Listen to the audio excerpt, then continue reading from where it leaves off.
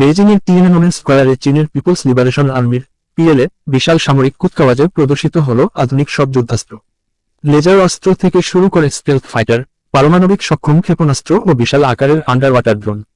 অনুষ্ঠানে উপস্থিত ছিলেন চীনের প্রেসিডেন্ট শি জিনপিং, রাশিয়ার প্রেসিডেন্ট ভ্লাদিমির পুতিন ও উত্তর কোরিয়ার নেতা কিম জং উন। সিএনএন জানিয়েছে 1 লাখেরও বেশি মানুষ সরাসরি এর মহড়া উপভোগ করেছে।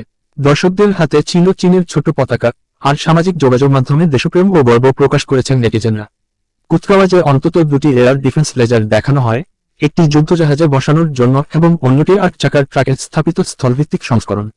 এসব ডাইরেক্টেড এনার্জি ওয়েপন গোলা বারুদ ছাড়াই টার্গেট নিষ্ক্রিয় করতে পারে তাপ, ইলেকট্রনিক সিস্টেম নষ্ট করা বা সেন্সর অন্ধ করে দেওয়ার মাধ্যমে।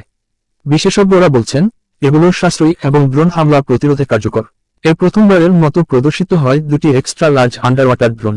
সামরিক বিশ্লেষকরা বলছেন, চীনের নৌবাহিনীর এখন বিশ্বের সবচেয়ে বড় নৌ কর্মসূচির অধিকারী।